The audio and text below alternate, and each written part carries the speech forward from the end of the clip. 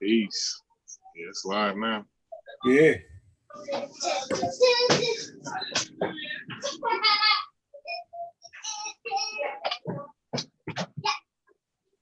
So you got a party over there. Peace. Yeah, it's live. We get the people fill up in there for a minute.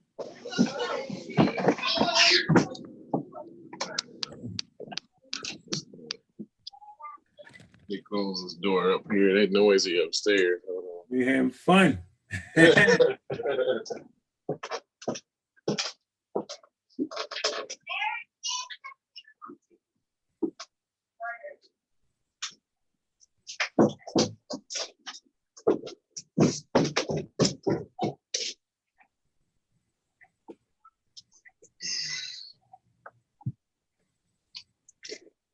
All right.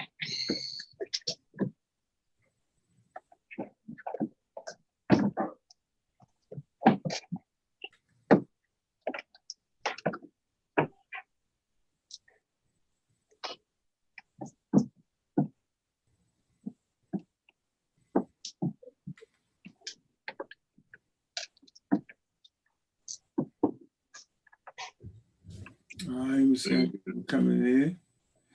I got 10 people. Let me fill up a little bit, yo. Yeah, but everything been good with concrete. Yeah, everything been good. You know what I'm saying? Just chilling, man. Taking care of the family, working. You know what I mean? Yeah, that's all we can do, bro. Yeah, we got to do that, man. Trying to maintain. You know what I'm saying? Yeah, we ain't got no choice, man. Whatever choice we have, bro. All right, let me get that out of there.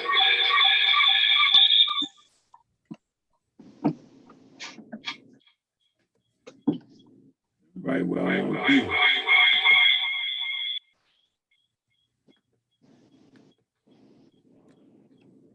All right. It's still echoing? Yeah, it's still echoing. Okay, I know why. Bet you it ain't echoing now. Yeah, it's echoing.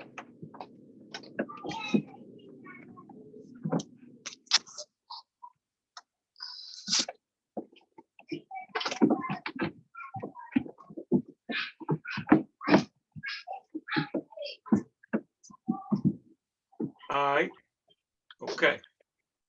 Then a couple more people get up in here, man. Get the family up in here, man, so we can get this party started right. Get it started right, man. Appreciate you coming through, Concrete Cory. You know what I'm saying? No doubt, no doubt. Peace to the panel. Peace to the chat out there. I see you, Kofi. What's up? What's going on, Kofi Pasa? In the building. See. Kofi Pasa in the building, boy. Kofi Pasa on that research team, man. Yeah, gotta go. Yeah, man. What I like is they come out the gate. They come out the gate. I don't think nobody ever did that. Come out the gate right. They got everybody beat with that one. They just come out the gate with a book, man. You know what I'm saying? Yeah. Unexpected, you know what I'm saying? Yeah, that's fire. Yeah. I like the way they did that. Lightness. Definitely like the way they did that, man. Yeah. People getting here a little bit more, man. Well, I see you, CK. What's good with you? Brother Logic, what's up with you?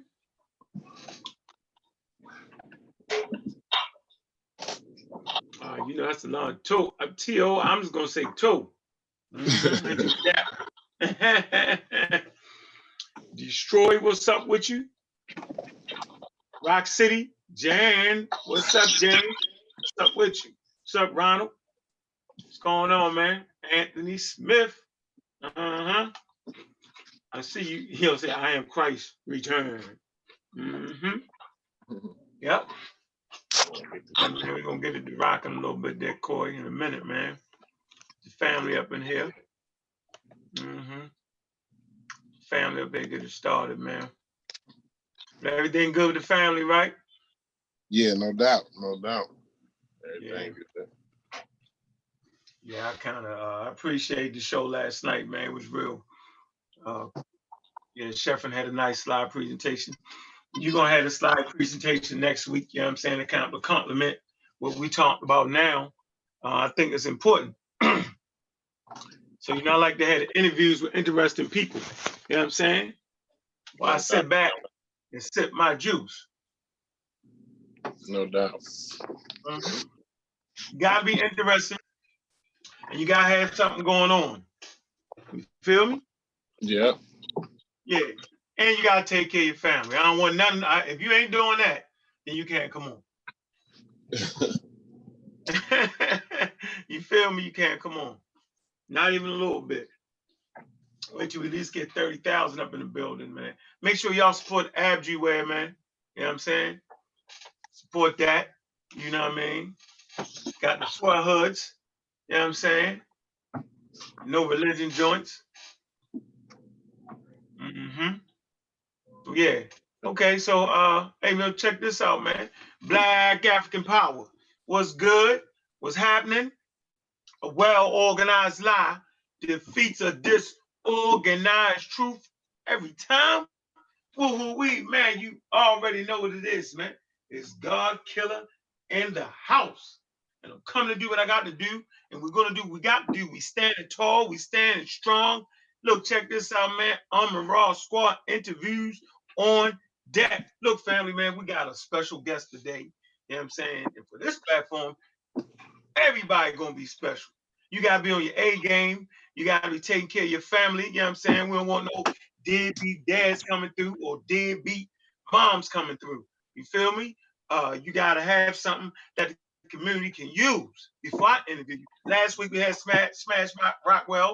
Yeah, he was in the building, man. Wow, inaugural Raw Squad interviews. Tonight we got Pseudo Killer official. You know what I'm saying? Concrete Cory. Now, Concrete Cory, man, he's special because he's an original member of the Pseudo Killers. All right. Appreciate that, brother, man. Fight side by side, man. He's an officer in the gym. I surely appreciate that. Any intelligent, you know what I'm saying, to add to the list. Man, he don't believe in God. He's an anti-theist. Did I say that right? Yeah, no doubt, no doubt. Yeah, anti-theist.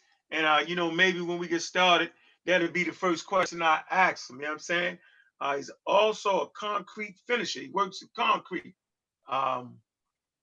Does a lot of reading, man. We're gonna talk about that. What books he like to read. Yeah, man. So without further ado, man, let's get it in. What's going on, Concrete Cory, man? How you doing, brother? All right, man. I appreciate that introduction, man. Just coming in, you know what I'm saying? Just to give a little bit about, you know, what I do and, you know, a little bit about myself, you know, as far as what's going on in the community and you know, what I do in my professional life, you know what I mean? So I can share a little bit of something with the community about what I do in my professional life. I think it is beneficial. I think like some of the topics ain't really been touched on that is that'll be beneficial to the community. So, you know, I just want to address a little bit of that. Okay. So yeah, man, let's just start off first, man. You're anti-theist, and what exactly does the hell that mean? We want to know right off the rip. What are you talking about, man? So first of all, being an anti-theist, I gotta be an atheist first, you know. So first of all, I'm a non-believer, and so you know, I don't believe in any gods or any of the monotheistic religions or religion, period. And you know, so me being an anti-theist, I think religion has been a downfall to the Black community, especially. I think it's been a downfall to the human species altogether, but especially to the Black community. So that's why I'm anti-religion, anti-theist. Okay. Okay. Like that, man. All right, man. That's why you a pseudo killer official. No doubt. You can't have no belief in God and be on the pseudo killers. That's no gods. That's all gods included. Feel me? It's okay there, Mr. Concrete Cory, man. Everybody want to know why they call you Concrete Cory. I know why, because you silent with the information. You know what I'm Mhm. saying? That's what, you know what I mean? That's why I call you Concrete Cory. Man, but in your everyday life, man, why they call you Concrete Cory, man? Talk to us, Well, man. I'm a cement mason. I've been a journeyman cement mason for about 14 years now. Uh, I went to apprenticeship school. College ain't for everybody. I went to trade school to be a cement finisher. I used to work, when I was younger before, when I was still in high school. I used to work for my grandfather. He had his own company. And so I learned a lot from him. I figured I could, take my knowledge, go a little bit further with it. So I went to trade school. I think that was the best option for me because I'm, really wasn't into the college thing at the time. Being young, so college at the time wasn't very attractive to me at the time. So trade school was the thing. Okay. So yeah, so that's so right out the gate, man. We got something that the community can use, man. Everybody ain't gotta go to college, but everybody gotta go to school, right? You gotta learn something. You gotta put something right here. You either gonna go to the school of hard knocks like I did in the street, right? Or you gonna go to some type of vocational school like you did, or you're gonna go to college, right? But to survive in this world for survivability, you gotta go to school. You gotta go to some type of high learning program to put you above the rest, man. So we actually appreciate that. And so yeah, so what you reading over there, man? Let me show you what I'm reading, bro. I know I surprised you with it, but I know you like to read, bro. I'm reading Yeah. right here. I'm on this right now. I'm on Neil deGrasse Tyson, Astrophysics for People in a Damn Hurry, because I know I'm in a hurry. I read that. Read that already. That's part of my. I got ebooks and stuff like that. So, audio. But What's the title, man? What you reading? Give us the title, something. Yeah, if you don't got it, it's cool. I've been reading. Title, something. I just finished that one up not too long ago, probably about a month ago. Right now, I'm still reading Welcome to the Universe by Neil deGrasse Tyson, by the same author you just talked. Lawrence Krauss, Universe from Nothing. I've read Blueprint from Black Power. I love that. That's like one of my favorites. Dr. Amy Wilson is my favorites in the community. He's one of my favorite black men in the world. He was ahead of the game. He was ahead of the game. Yeah. Ahead of the game. Okay. All right. So look, and Neil deGrasse Tyson, Astrophysics for People in a Hurry, man, this is my favorite statement. One of, I got a lot of them. He says the universe is under no obligation to make sense to you. So what does that mean to you with that statement? Well, it's the universe is the universe. The universe is natural. It don't have any meaning. It doesn't have any reason. And it doesn't have any end. There's no end goal to it. So that's what I get out of that. End goal to it. So that's what I get out of that.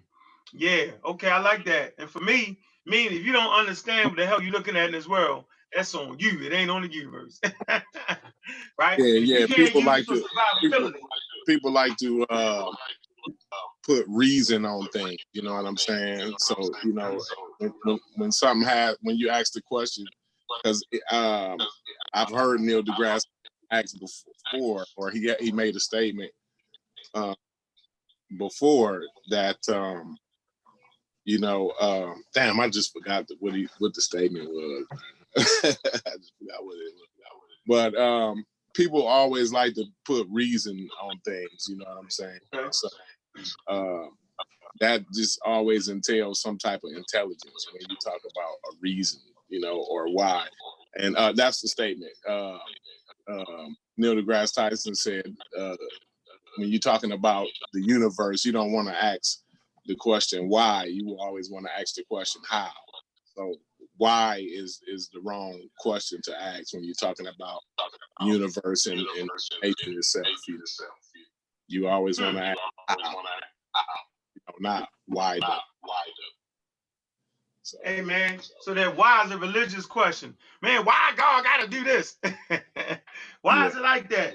Why was man made? Why am I here? Yeah, that's deep right there, man. It's gonna take time for people to actually settle it in their brain, bro. Yeah, that's real right there. So okay, man, let's really get to the meat of the discussion, kind of sort of. And I think this is valuable, you know, the time I'm spending listening to you and what you're saying, man. Kind of want to talk about what role does concrete play in the world, bro? Like, you know what I'm saying? Like, what role does it play? Like, it seems like something real simple, concrete, Cory. You know what I'm saying? But come on, man, yo, and blacken us, bro. What real role does concrete play in the world, bro? Well, you know, the United States and most of the civilized world is made of concrete. And so, you know, when you live in a concrete world, concrete, you really have to have some type of, you know, you want to encourage people of your group of your race or whatever to get into that. You know what I'm saying? To get into building infrastructure, bridges, highways. You know, your hospitals is made out of concrete and steel. You know, any major facility, all your business facilities is made out of concrete and steel. The high-rise building, all that's concrete and steel. Prisons are made out of concrete and steel. You know, it's all about you know, concrete is very important when it comes to infrastructure. And infrastructure is very important to the economy. You know, so without bridge, you know, highway like that. Without concrete, you know, have those. You kind of cutting it out a little bit. I don't know if it's me or not. I'm kind of hearing the echo. Yeah. I don't know if I move over here, it'll be better. Can you hear me now, though? Yeah, I can hear you. I hear you. Echo, though. I hear you. Is it echo when you hear me? Yeah, every time I talk, I hear an echo through yours. All right, let's see. All right, talk. Yeah. It's gone now. I don't hear it now. Okay, so I'm gonna mute myself out when I ask you a question. Okay, so we on infrastructure and the importance of infrastructure. And I don't think most people understand just how important infrastructure is. Now, we was talking about basically how old is the infrastructure in America, right? As opposed to China's infrastructure. Well, you know, our infrastructure is you know, as old as like the 1950s. You know what I mean? Like, you know, when our grandparents, my grandparents, you know, the people around that time was building the bridges, you know, and highways and you know, airports and, you know, ship docks and all of that. We still using those same things, you know, that same infrastructure. So, you know, like what I do mostly is, you know, I build bridges. It's a lot of new bridges that come up. It's a lot of new highways and streets and everything. So, you know, I do build those things. But a lot of the time, what I do is I go and do maintenance on them bridges. You know, so I just fix it. You know, I kind of put a Band-Aid on the broken arm. You know what I mean? Because, you know, we don't put the money, you know, I don't think the community understands that you have to come together as a community to enforce where the money gets allocated. So because you know, you don't come together as a community and try to be a part of where the money is getting allocated, you know, you got potholes in your neighborhood. Potholes then create puddles, you know, puddles, then you get a puddle, now you got stagnant water. Your sidewalk is, you know, you got tree roots growing up in your sidewalk, so your kids can't like ride their bikes down the sidewalk or skateboard down the sidewalk because your sidewalk is all broke up and crushed up, and you know what I'm saying, it's sinking. So that creates stagnant water when it rains, and then stagnant water creates disease, you know what I'm saying? You get infested with rodents and you know what I'm saying, stuff like that. So this is you know, this is why concrete and understanding infrastructure and how it works is very important to the community, because you know it's got to do with your health, you know what I'm saying? So okay, you blend the health in there, right? Like sidewalks, I think what you was telling me is they have a certain angle to it. Am I correct? Right. So you know, most sidewalks have a slope in them. It may most people look at your sidewalk and you might see, well, the sidewalk is flat, but most of the time it has a 2% slope to it. So when it rains, the water would drain off, you know, towards the street and then go into the gutter, and then it goes down into the drain to the sewer, you know, from there. So that's what keeps, you know, keep it dry, keep things clean. And then you're able to come through and, you know, sweep up the streets and all of that just to keep it clean, you know. So the part about like kind of where your last question was at is, you know, the infrastructure is old and it's crumbling. And so it's a lot of things that's going to change here in the future. Like we get new technology and things, so the infrastructure has to be built up to support that new technology. So it's going to be a lot of money in doing that, you know, and rebuilding the highways and your ship ports and you know, your trains and all of that, and how that work, you know, your railroads and everything, all that ties in together, you know. Economics and all that ties in, you know, with infrastructure. And you know, somebody might ask the question, well, how does economics tie into infrastructure? So, you know, let's say I'm a restaurant owner, you know, and I order you know, $10,000 worth of prime steaks. You know, I specialize in steaks. And so I order these steaks, I may order, it no matter where I order the steaks from, I could order them from out of the country or in the country. So those steaks have to be flown in or either driven to my location, you know? So, but a lot of times, different products like food and meat and all that, they have a lifetime, you know, an expiration time. And so sometimes, you know, a truck that's got that, you know, the truck that might have my delivery on it may get caught up in a traffic jam, or, you know, some type of issue on the railway might happen. You know what I'm saying? So because our infrastructure is graded at a D, you know, the American Society for Civil Engineers, they grade America's infrastructure at a D. So because our infrastructure is graded so low, they say we lose about $3 billion a week, and you know what I'm saying, on average, and goods and products, because they expired, you know, on the way there, you know, in traffic, on the railway, you know what I'm saying, sitting on the runway at the airport, you know, all these different issues that hold up your products and your goods and your services, that trickles down to your business, you know, that trickles down to the person that was going to order those steaks, that trickles down to you, to your shoe company. Now your product doesn't get to the customer, you know, in a certain amount of time that you may have said, or that it was set to get to that customer. You know what I'm saying? So all these different issues play, and infrastructure is a key part of that, you know, business and commerce. Okay, so you got infrastructure and you also got logistics.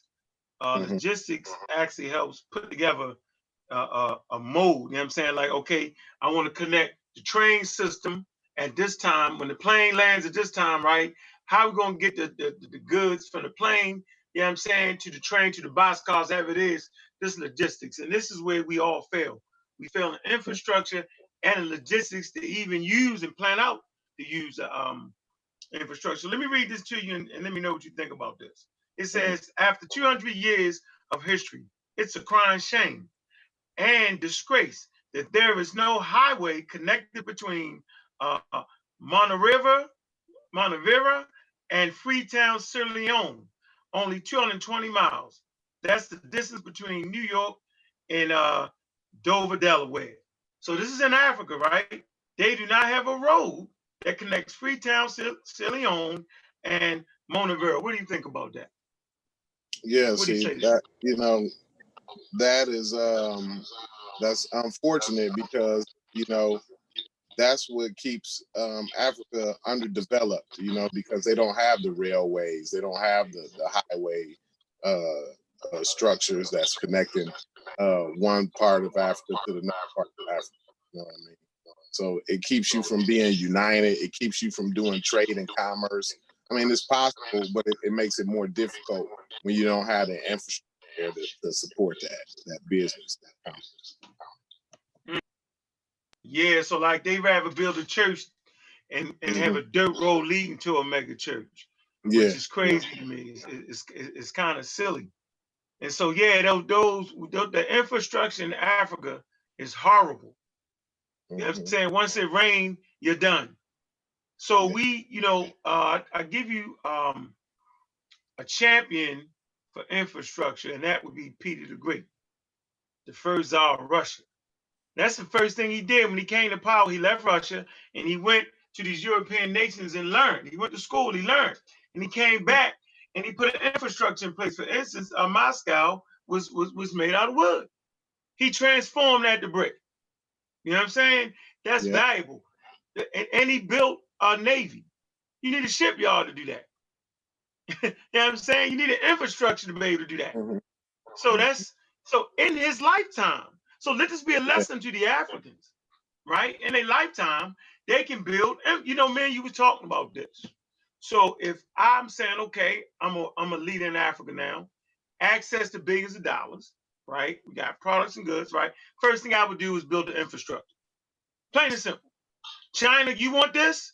You want some land, China? That's what I need from you.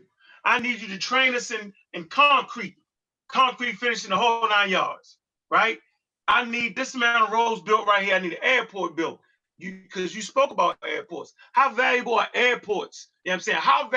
How valuable is concrete to airports, Cory? Yeah, you can't make a runway. They make runways, tarmacs out of asphalt, but those are kind of your smaller airports. Major airports like O'Hara, you know, those airports that got high traffic, you got to have concrete runways because any little small pebble can mess up one of those airplane engines. And when that airplane engine start up and start going, if it's a small pebble on the ground and they get up in that airplane engine, it could tear the engine up. You know what I mean? Now as the plane is dysfunctional. You know? So if it's concrete, you're able to clean it. It's able to, you know, you won't get the high traffic potholes and stuff like that. And it's easier to maintain. It's easier to clean. It's easier to get water to move one way or the other with concrete, you know, because you can the way you set your forms, the way you do the layout, you'll have the water drain to one way or another, and you can have a drainage system that ties into with your runways and all of that. And so that's why it's important. That's why concrete is very important. Also, the airport is made out of concrete and steel. You know, all your major structures is made out of concrete and steel. So, you know, you don't want to make a major structure like an airport out of wood. You can't do that, you know. With a wooden plane, landing on a wooden runway, talking crazy to Europeans. Yeah. Okay. So I hear a lot of times people say reinforced concrete. What's that, Cory? So that's when you add steel and sometimes it's different kinds of reinforcement. So steel is the most popular type of reinforcement. We call it rebar in the construction field. We call it rebar. And mainly you have iron workers. An iron worker is a trade, and mainly you'll have them on the job site, and then they'll be doing all of the steel work, tying the steel that we're going to be pouring the concrete over, you know what I mean? And so steel and concrete is the strongest, most economical way to build things. So, it's very strong, and it's very economical. It's very cheap to build things. Well, not really cheap, but I guess economical is the better word to say, to build things out of, because it's other things that you could use that's stronger than steel, I guess, but it's more costly. You know what I'm saying? There's other things you could use that's stronger than concrete, but it'll be more costly, And so you get your bang for your buck with the combination of steel and concrete, Mm-hmm. So okay, so all right, so how important was the infrastructure? Let's go back a minute to the Roman Empire, bro. You say that again. Say the question again. I said, how important was infrastructure to the Roman Empire? Oh, definitely. This is where you get some of the first waterworks, your aqueducts and stuff like that. So the Roman Empire, this is why they was able to thrive and not have so much disease running rampant, because they had infrastructure. This is why they was able to be a superpower, because you have infrastructure. You got a community. Without infrastructure, you can't have a community. You have people be in disarray. People will be, when things get bad, people move on, and so without infrastructure, things is not stable. You can't predict what's going to happen one day to the next without infrastructure. So, this is how you become an empire, when you have institutions. All your institutions is part of infrastructure too. Schools and everything. Did I blink out a little bit there? I think you got frozen there a little bit, but you good. I ain't frozen over here. Yeah, I can hear you. Can hear me, right? Yeah. Yeah, but that's just the all your schools and universities and things like that. All of that is part of your infrastructure, libraries and all of that. That all goes into infrastructure. Like I said, aqueducts, sewers, and things like that, ways to move waste and things like that. All of that goes into infrastructure. So that's why that's yeah. So those roads that the Roman Empire had, that kind of they could put troops in the battlefield on your butt. They could go. You know what I mean? They had these roads traveling to all parts of the empire. Trade, commerce. You know what I'm saying? Egypt had a pretty good infrastructure too. Like you said, to have a major empire, you need infrastructure. So, I mean, that's valuable. And so you can't turn your nose up on science, right? And engineering and technology. I'm saying, that's why we teach STEM, right? That's why you're here right now, right? Because I don't think people sit back and realize how essential something as simple as concrete is, how essential it is. So give us a general idea on what you do when you go on a project. Let's say you want to take a look at the Brooklyn Bridge or something like that. It's concrete in that too, right? Yep, concrete to hold it down. Yeah, so what would you do first? What is your role? What do you do? So what my role is, I'm a cement mason. So I'm a is just here, just so no, this is my apprenticeship graduation, my certificate. So I went to apprenticeship. Yeah, making sure you ain't got no wrong words on there. Oh no, ain't nothing wrong. I get a degree in science. Yo, had a degree in science. Okay. And so, mainly a bridge is mainly steel, you know what I'm saying? But when it comes to the concrete, I have we got a machine, it's called a bid wheel. And so what this bid wheel does is it smooths the concrete down. They got, dump trucks that come and dump the concrete out. And this bid wheel, it helps to lay the concrete down and then it smooths it out. So my job is to get the parts that the bid wheel can't get. So that's mainly the edges. And then there's something called a tine. I don't know if y'all ever, most people don't notice these things because, concrete is just, it ain't a major deal to most people in the world.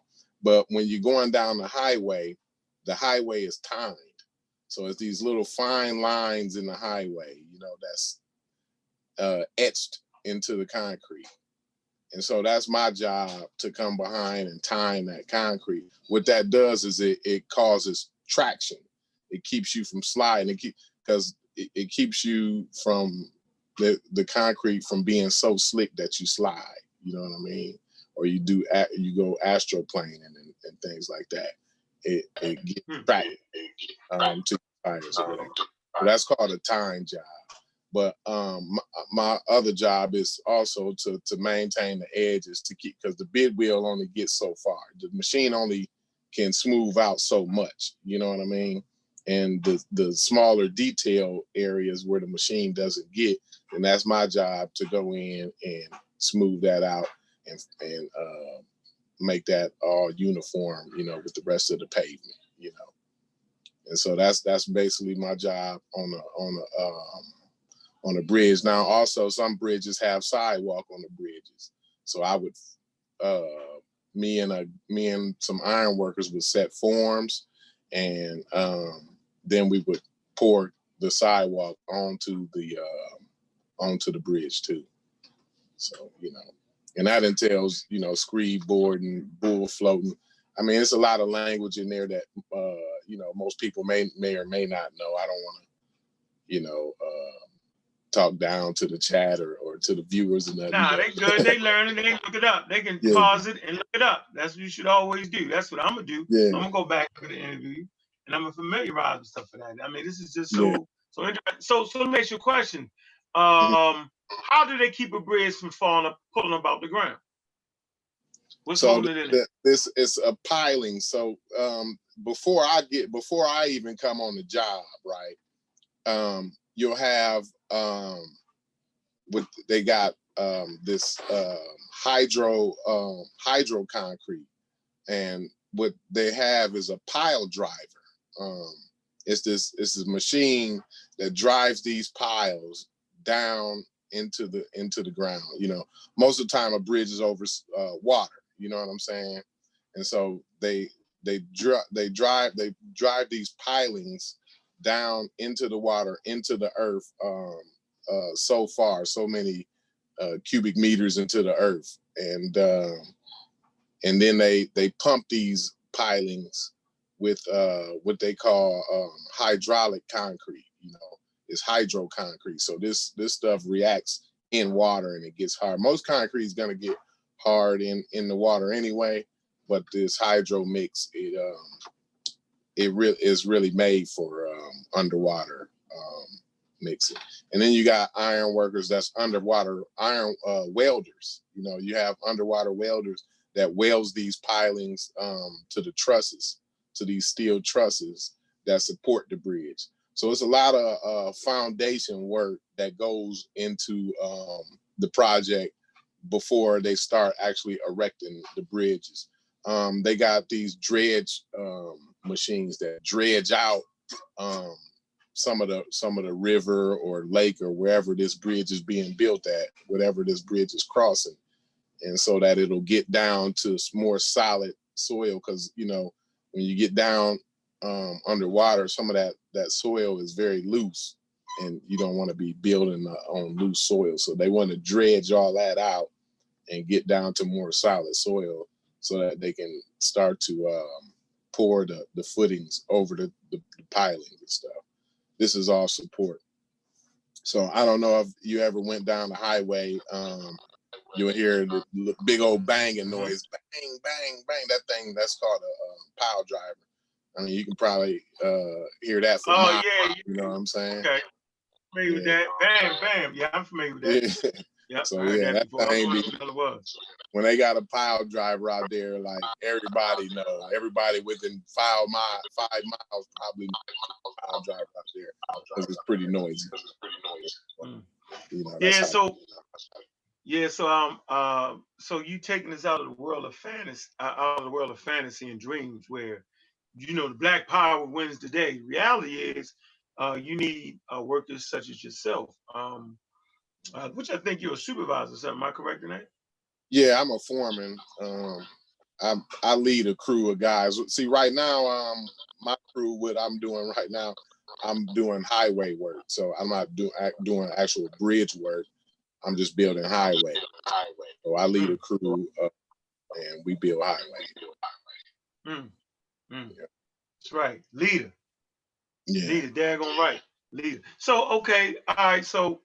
And the thing is, too, it's not very, I'm from the state of Indiana. I don't know how it is in other states, but in my state, and I work a lot in Chicago, too.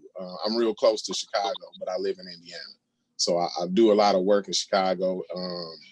It's a lot of bridges and highways and things to be built and maintained in Chicago, but it's not a lot of brothers. It's not a lot of us that I see out there doing that work. You know what I mean? I see a lot of us doing labor work, which is very, very important to my trade. I don't want to ever down a laborer, a general laborer, but because they are very, very important, especially to my trade, they're very important.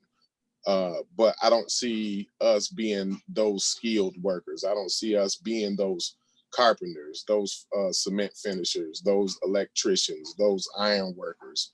You know what I mean? Those boiler makers. All of these trades out here that are very important, and we need people to join these trades. The trades is kind of dying. Like, people are going into more technical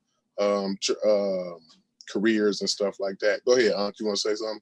Yeah, that kind of takes us to this next portion of the interview, brother. Me coming up, right? I wasn't thinking about that, right? I was thinking about how to get some money hustling.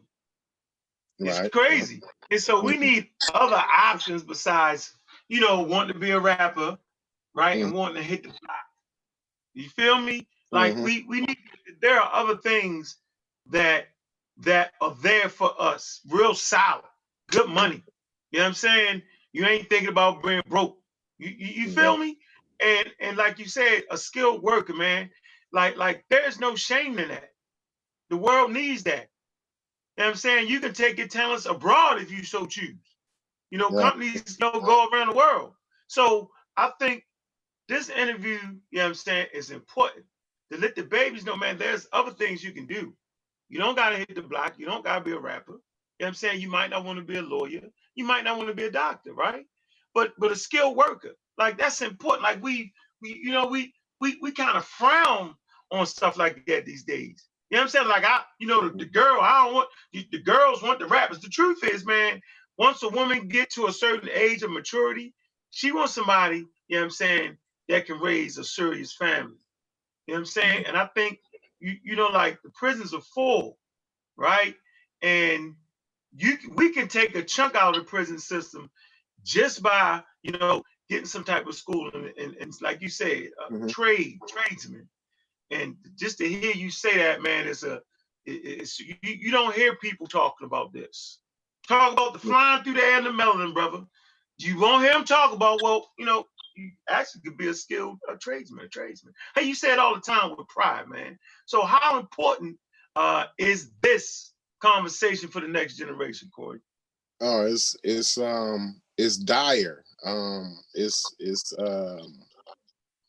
It's life or death. To when you have the skills to build and maintain the infrastructure, you are the most important person in your community. I mean, yeah, I can have an idea to open up a church, but do I know how to build that church? Can I read a tape measure? Can I use a total station? You know, do I understand geometry and how to use geometry to build things? You know what I'm saying? It's different things that you have to know in order to do something. So it's best that I don't have to know everything. It's best that somebody in my community knows these things. You know what I'm saying? It's best that yeah, that I can have the idea to build that church, but I would like to be able to go, you know, to somebody in my community to do the actual building. You know what I mean? And so it's like you said, how important is it? It's dire. It's very important, because to control the infrastructure, to be the one to maintain and build the infrastructure is to be the one who's in control. You know what I mean? And so I can, you know, if nobody knows how to, if I'm the only one that knows how to do carpentry, if I'm the only one that knows how to build a house, I can name my price to build the house, you know. And not only that, even if somebody had the idea, if somebody did have an idea how to build a house, building a house is hard work, and most people don't want to do it. And see, that's the point. That's a major issue with my trade. My trade, it's hard work. It's gonna separate the boys from the men. You know, you got to be a real man to get out there in 100-degree weather and build a highway. You got to be a real man to get out there. You know, in Indiana, where I'm at, it get real cold. You know, I'm up by Chicago, like I said. So if anybody know anything about Chicago, it get really cold in the wintertime. And it ain't no going home. You out there for 10 hours. So it take a real man to be out there for 10, 12, 13, 14 hours a day, you know, in extreme heat and extreme cold, extreme weather. You know, sometimes it ain't always extreme. Sometimes it's good weather, you know what I mean? But most of the time it's extreme weather. You know, and you out there in Georgia, I'm sure it get real hot. You see them dudes when you drive down that interstate out there in Georgia, and you see them dudes out there working, brother, them real men, right. They out there sweating. You know what I'm saying? They've been out there since 6 o'clock in the morning. And see, that's the part. I have trained a lot of brothers to do my trade, and I've seen a lot of them come and go, because it takes a certain man to do this, to get out of bed every day and leave your family and go out there to the middle of nowhere. A lot of times when I go to work, it ain't no highway there yet. You know, I'm the one there that's building the highway. So I'm out in the middle of nowhere. It ain't nobody but me and my guys in Mother Nature. You know what I'm saying? And we got a job to do. We got money to make, and we have infrastructure to build for this company, for the community, and for our families. You know what I'm saying? So it takes real men to get out there and do that job. Also, you know, it's rewarding, you know what I'm saying, to go back over, I'll take that water, to go back over and use that bridge that you just built. To see the kids playing in that skateboard park that you just engineered. Yeah, I take some. To see people utilizing the hospital that you built, or that you had part in building. You know what I'm saying? And I do a lot of things for schools and stuff like that. I've built gyms for schools, so it's rewarding too. You know, it is hard work, but it's rewarding too to see your creation, your skill, your craft being utilized and used for what it's been built for. You know. Let me ask you this. I gotta get my charger. My battery's going low. Let me charge up here. Yeah. While you doing that, hey, make sure y'all support our G Web, man. Make sure y'all support Kofi, Posse, Pie research team, man. They got that new work coming out. If y'all can put that in the chat room. Book out. So man, I really appreciate the research, man. That's the Kofi Pie research. Appreciate that all the way. Yeah, make sure y'all support ABJUWER, ABJUWEAR. All right, that's ABJUWER. Man, if y'all feeling good today, man, go ahead hit that cash app. $ Uncle Cat. All right, y'all go ahead and do that, man. Go ahead and get your no religion shirts, man. Go get that. All right, get your ABJUWER shirts, Star Rock shirts. You know what I'm saying? Okay, I see you back there, Mr. Cory. So yeah, Cory. So what I want to time real fast here is let me see. I'm trying to find the man.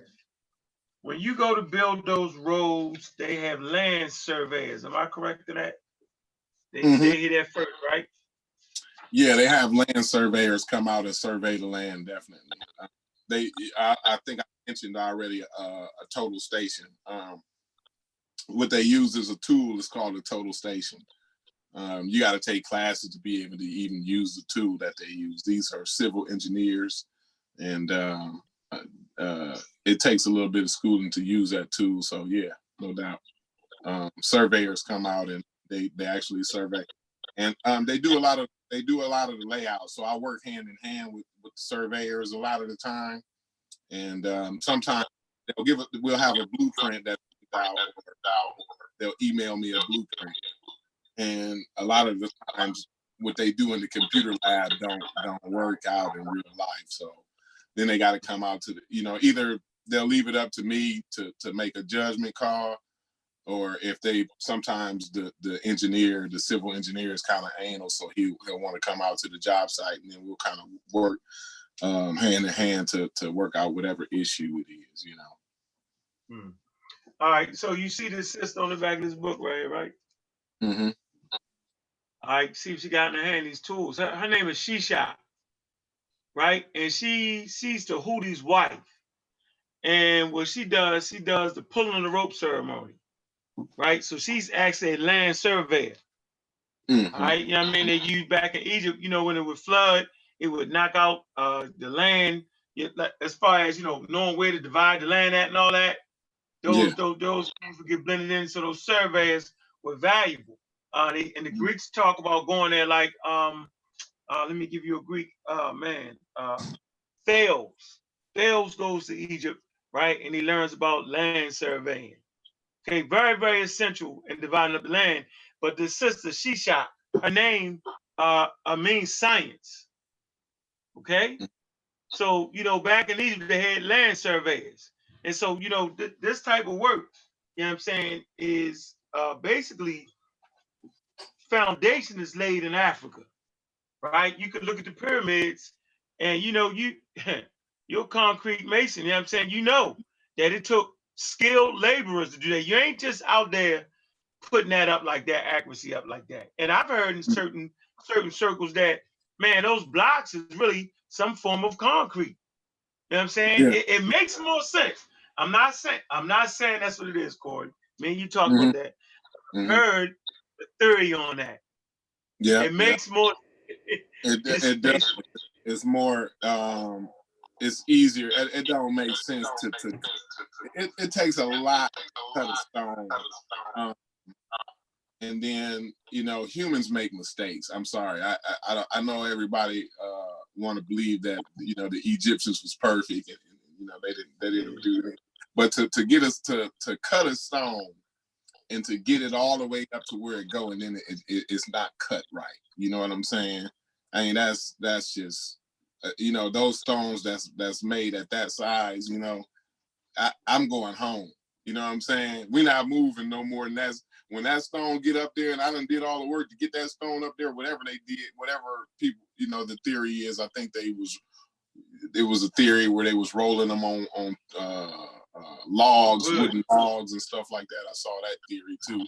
But whatever that process is that they got a cut stone up there and it wasn't cut right and they have to do it over again, me, that's the very encouraging. You know what I'm saying? So it would make more sense to me to use a form system to where you form it up and then you pour some type of concrete substance in there, some type of substance that may cure out and get hard over time. You know, that process makes a lot more sense. I can't remember where I was reading that theory, or maybe I was watching something that was talking about that theory, but it made a lot more sense to me, you know. And but you talked about I wanted to touch on that where you was talking about the sister Shisha that was on that book, and you talked about how she was a land surveyor. Well, in Egypt, the land surveyor would have been very, very important, because again, we're talking about understanding the level of the land. You know, you gotta, when you surveying the land, you're understanding where your high points at and where your low points is at. You're understanding where you want to build your structures at, and where you don't want to build your structure at, where the ground is not stable enough for your structure to be built at. And so the Nile floods. So and the surveyor would have been very important, because he would have been able to come in and say, hey, you know, you may not want to put this important structure here, because, you know, when the Nile floods, the water is going to come this way.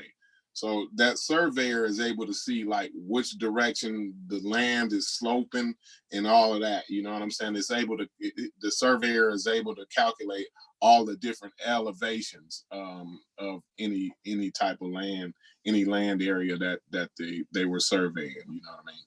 So that surveyor would have been very, very important to the community, especially when you have a society. That society would have been dependent on understanding those very important positions of their land, you know. So let's we rolling to the end, right? Mm-hmm. How about like an amazing fact? I know we was talking about dams, right? Yeah, we talked about that dam in China. Do you know the name of that dam? I can't remember the name of that dam. I ain't even talking about that one. I'm Okay. talking about, you was talking about concrete and how long it takes to dry. And there's some dams. Oh yeah. Talk about that for a minute.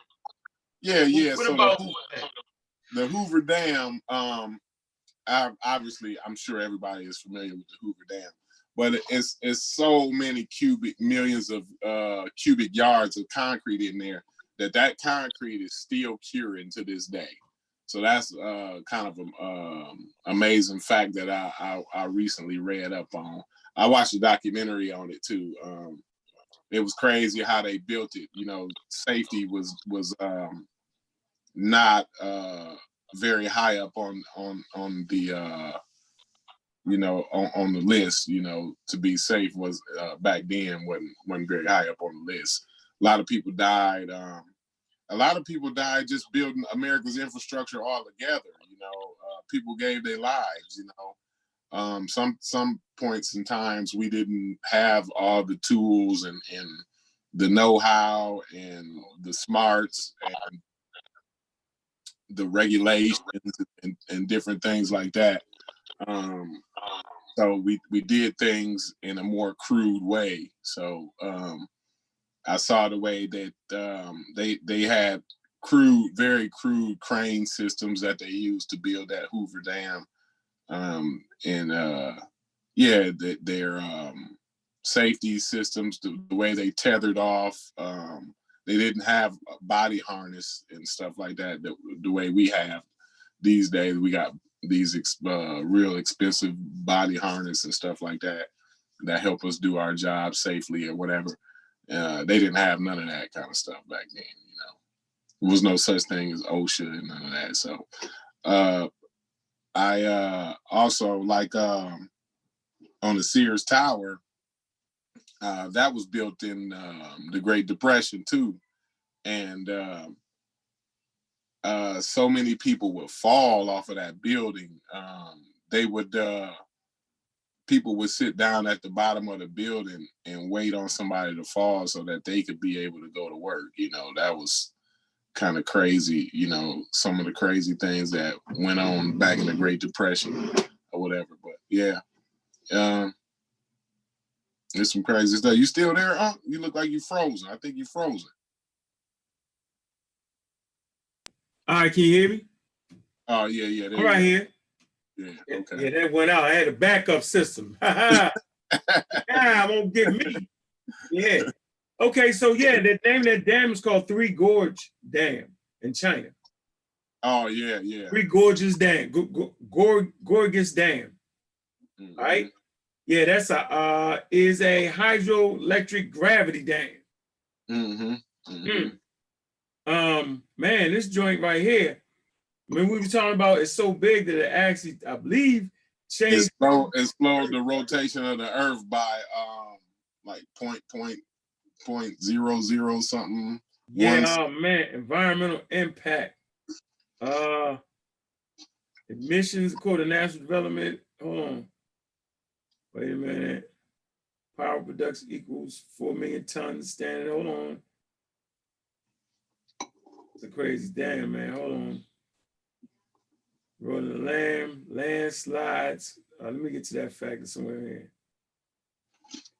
here. Forest cover, wildlife, terrestrial impact. Okay. In 2010, NASA scientists calculated that the shift of water mass stored by the dams would increase the length of the Earth's day by 0.06 microseconds and make the Earth slightly more round in the middle and flat on the poles. So that's an interesting fact for y'all right there. With that dam. For all you flat earthers, cut it out. You know what I'm saying? So they're actually able to measure these things. And when you start to talk about the measuring and the size of the earth, it's called geodesity. So yeah, Cory, would you like to add anything, brother? Because you know that field you in, man, is very, very interesting. And I would like to say it's open for the brothers and sisters, sisters included. That's definitely, yeah, no doubt. Yep. My sister-in-law is an electrical engineer, so you know what I'm saying that they all, you know, electricians and everything, they all very tie in, and it's very important. You know, you got light poles on the bridge. You can't drive down the bridge without lights. You know what I'm saying? Right. So, you know what I mean? It all ties in together. But what I want to say is, man, we the infrastructure, United States infrastructure is crumbling. And what the point, why I say that, and the point I'm trying to make is that's where the most money is at, is in building and maintaining the infrastructure. The billion-dollar companies are construction companies, bridge companies, you know, people that build high-rise buildings, things like that. I don't have it here right here, but I want to say that this is where the money is at. They when they allocate money for the infrastructure, they don't allocate billions, they allocate trillions. You know what I'm saying? When they come with an infrastructure package, when they come with the new infrastructure package, it's gonna be $1 trillion. You know what I mean? Or more, maybe 2 or 3, $4 trillion. So that means that amount of money is available out there for anybody who understands how to build and maintain the infrastructure. That money is allocated there for you to get. That's how much money is there for you to get. So we need to be the ones that's getting that. We need to be the ones that's creating our own companies, our own electrical companies, our own construction companies, period, building homes and buildings, hospitals, schools, colleges, all of these things, sports facilities, you know, all these things are made out of steel and concrete. So this is where the money is at, you know. This is how you, and also like Unc said, I can go anywhere and do my trade. It's nobody can ever take away my knowledge from me. Let's say I was good at basketball, and I was in the NBA. I was good enough to go to the NBA. I could do something or say something wrong, and they can kick me out of the NBA. Nobody can take away my skill. Nobody can. As long as I'm on this earth, I'm always going to have my skill. I'm always going to have my knowledge. I'm always going to be able to do my craft. So, and I'm always going to be able to make money off of my craft, no matter if I'm working for myself or for a company. So I could work for a major company or I can work for myself. Either way, I'll still make money. So that's important. And I do both. I work for myself and I work for a major company. So that's the main thing. That's the main point I want to make about having a trade, understanding infrastructure, because this is where the money is made at. You can't make money without infrastructure. So why not be the one building and maintaining the infrastructure? We always gonna need it. It's never gonna be a time where people don't need electricians. There's never gonna be a time where people don't need cement finishers. There's never gonna be a time where people don't need bricklayers and iron workers and all of that. It's always gonna be money to be made there. It's always gonna be money to be made when you have a skill and you know how to use your hands. So, all right. So we got those interesting facts out the way, man. Let's get that's bananas out the way. So, okay. So, like, say you go on a job, say some black people want to hire you to do a job, man. Do they look at you any differently than if you had a white boy with you? Oh, yeah. So I just, like I said, I work for myself too. So I do a lot of work on the side. So I pour driveways for people. I do their sidewalk. I do patio. I do a lot of designer work, designer concrete, porches and different things like that people need around their house. And so, it seems to me, and it may not be like this everywhere, but what I find is, when I come and give them the quote and they see it's me, it's like, oh, it's a black guy, and I'm talking about black customers. They'll see it's me and they'll be like, oh, it's a brother. Well, maybe he don't know how to do the job as good as maybe a white boy would do it. You know what I'm saying? So what I did was I teamed up with a white boy. So we play it opposite. You know what I'm saying? He go and deal with the black customers and I deal with the white customers. You know what I'm saying? And we get the business that way. You know what I'm saying? It's easier to get. It's just it's just crazy and bonkers the way we keep that crab in a barrel type mentality where we don't trust one another. The black community don't trust one another. You know what I'm saying? And when I do my job for myself, I always ask for half the payment, half the price up front. You know what I'm saying? And so when the white boy asks for it, it's no problem. When I ask for it, it's like, oh, they're a little squeamish about getting me that down payment. You know what I'm saying? Up front. It's like, oh, he gonna run off with my money and he ain't gonna get my driveway. You know what I mean? And white boy, he don't never have that problem. You know what I'm saying? He like, oh, I need half the money right now, and then I get started on doing the driveway. They write the check right there. You know what I'm saying? They come. So it's just it's crazy how we keep that crab in the barrel mentality, how we don't want to see each other progress. You know what I mean? And we need to stop that. We need to get out of that crab in the barrel type mentality. A concrete Cory. Yeah. Now that's bananas. That's bananas. Man. That's bananas. Yeah. And then another thing is like on my job though, I can tell you just the opposite way. So I'm the boss on my job. You know what I'm saying? But I'm the only black dude on the job site. Period. I had a picture of when I just built the building 2 years ago, and the architecture company, the person that designed it, he wanted to take a picture of the whole crew that was out there. You know what I'm saying? We took a picture, and you can see that I'm the only brother out there. You know what I'm saying? And so like we would get people that would come to the job site, like I said, I was working for a company, and that company was hired by an architecture company to do the building.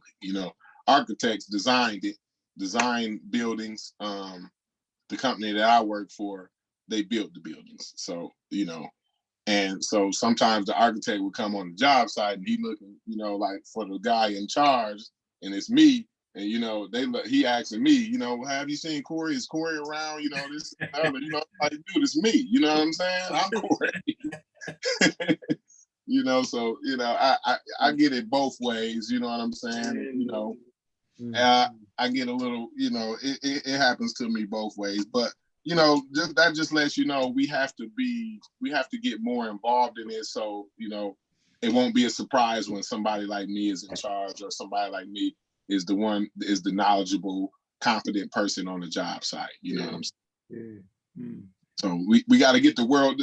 That just lets you know the world ain't used to us doing that kind of stuff. So we need to start to train our kids to do these different things. Like Dr. Maya, she's an electrical engineer. I mean, like, people don't understand like how important that is, like how important her job is, and the knowledge that she can bring to the community, just by being able to maintain, the grid, the electrical grid. Without that, I mean, what do you got? Without your electrical grid, what do you have? In Ghana, my grandfather from Ghana, they got blackouts all the time. Now things is getting a little better, but their electrical grid is not ready for where they try to go. So they have blackouts all the time. You don't understand what electric means to you until you in a blackout for days and days and weeks. You know what I'm saying? Yeah, they same thing in Nigeria, man. The generators go out, they gotta put up the generator. Yeah. You be like, yo, y'all can't keep the power on in Africa. The most simplest thing, bro. Yeah. You can only do so much for so long, your air conditions go out, all of this, it's like, man, without that infrastructure, without a real good infrastructure, it just don't work, man. Life is hard. So tough. So let's end this out with it's hard, it's tough, it's hard, but it's fair. So if we want to actually advocate Africa getting back on the world stage, right? It's going to take some tough leaders, and a whole lot of indigenous stuff is going to have to go. You know what I'm saying? Like, listen, it's tough but fair. All right. So like, a lot of that land allocated to indigenous tribes, man, they're gonna have to, man, when the infrastructure gotta come through there, them roads gotta come through there, man. A lot of the stuff that sacred hunting grounds or whatever it is, you're gonna need hospitals. If you don't want Bill Gates coming in, then you need to get some roads and some hospitals. Modern medicine. You know what I'm saying? Because if it wasn't a problem, right, then they wouldn't call for help. Right? If the herbs and all those things were top notch, right? Matter of fact, if the herbs were so top notch, then China wouldn't have China, got both. Yeah. Remember China, so when Trump actually did that deal with them, because they didn't even have a deal in place, they were just getting all the money from the United States. You know what I'm saying? And they took that and they built China infrastructure. The herbs is there, they got all traditional Chinese medicine. Yeah. But what? You know what I'm saying? They got hospitals, ambulance, scientists, doctors. They're not playing that game. They got railroads, you know what I'm saying? Oh, best railroads. Yes. Bullet trains. You know what I'm saying? This is the reality. So it's tough. Yeah. It's hard but fair. But all that, like the samurai in Japan had to go. Yeah, no doubt. I mean, the few can't judge for the majority. So like them few people with the indigenous, cultures, I mean, I respect that. I do. I really do. And they should be able to maintain that to a certain extent. But those few should not be able to cost the majority their lives. You know what I'm saying? Because trying to hold on to these sacred lands when, you know, there should be a hospital built there, or there should be railroads that's coming through here, or highways that's coming through here to get, you know, you gotta, in order to get medicine to people, you know, you have to have these different things, you know, to get food. This is infrastructure and highways and railways and all this type of thing. It stops famine and hunger and having bad water. You know what I'm saying? The water is bad in Africa. You know, people don't even understand like what it means to get fresh water, fresh, clean water. You know what I mean? Like, without infrastructure, you can't have that kind of stuff, you know? So, you know, that we got to get out of that, you know, the Stone Age or the Iron Age, or, you know, all this indigenous, you know, traditions. We have to respect it to a certain extent, but to some extent, we got to give that up, you know? Yeah, it gotta go. You gotta give it its just due, right? Yeah. You gotta put it in perspective, in proper context. You didn't have cities of 50 million people. You know what I'm saying? When those herbs was the order of business of the day. You just didn't have it. Yeah. So you didn't have a person traveling from China to Africa. You know what I'm saying? In an hour, or a few hours, how long whatever the travel time is, a day, whatever it is. Bringing whatever sickness they got with them. You feel me? You just didn't have that. You know what I'm saying? So, you know, it's a different world now. And I think that's what the pseudo killers do, man. So last question, man. What are your thoughts on the pseudo killers? Man, I really appreciate, you know, the whole discourse that we have, the conversations that we have.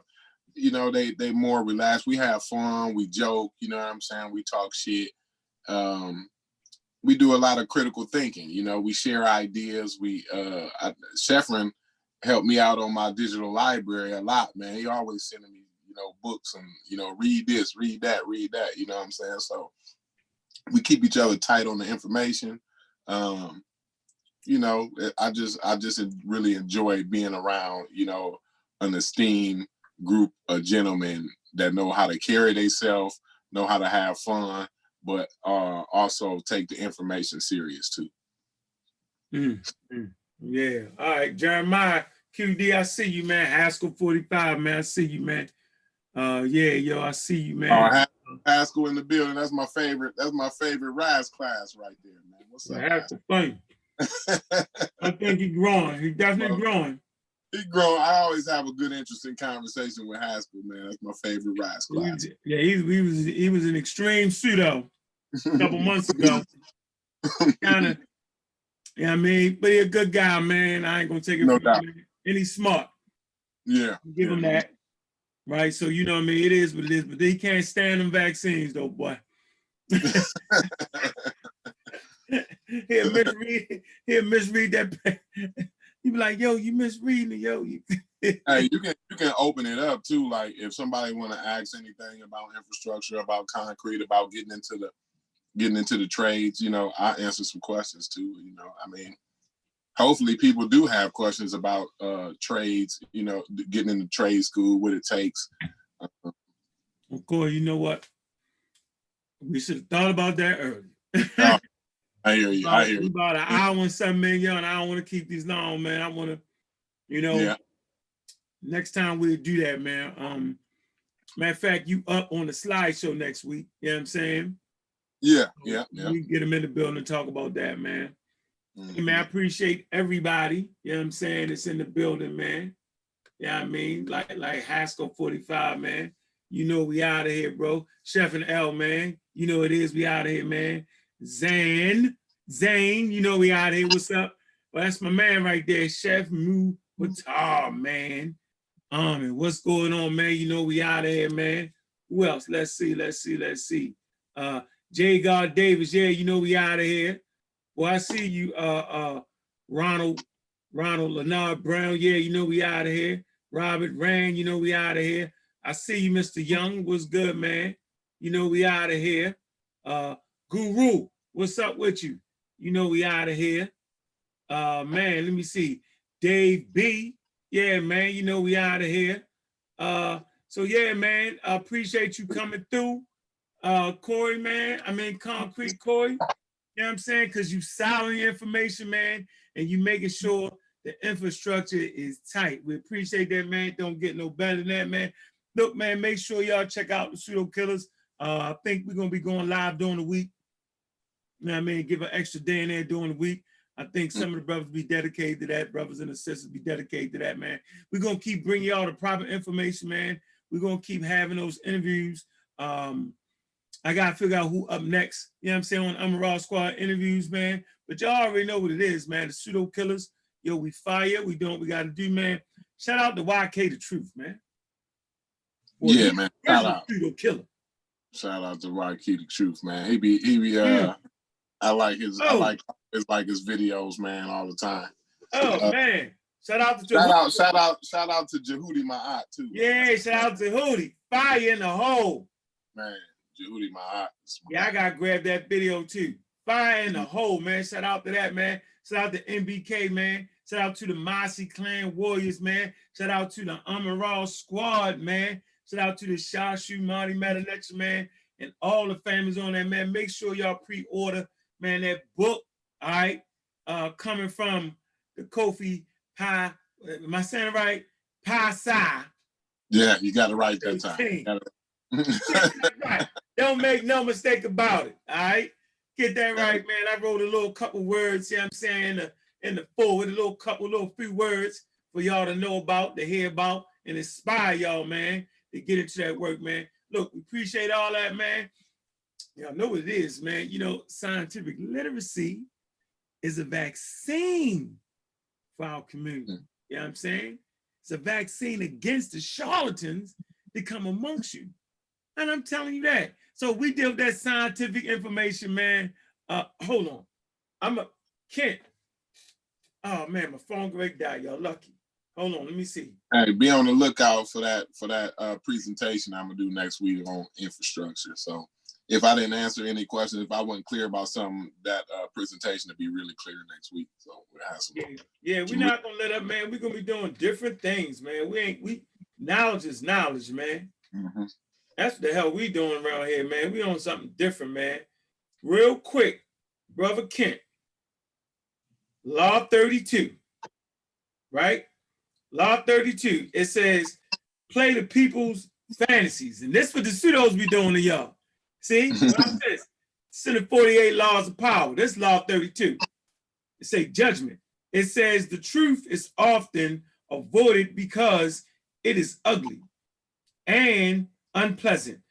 Never appeal to truth and reality unless you are prepared for the anger that comes from disenchantment.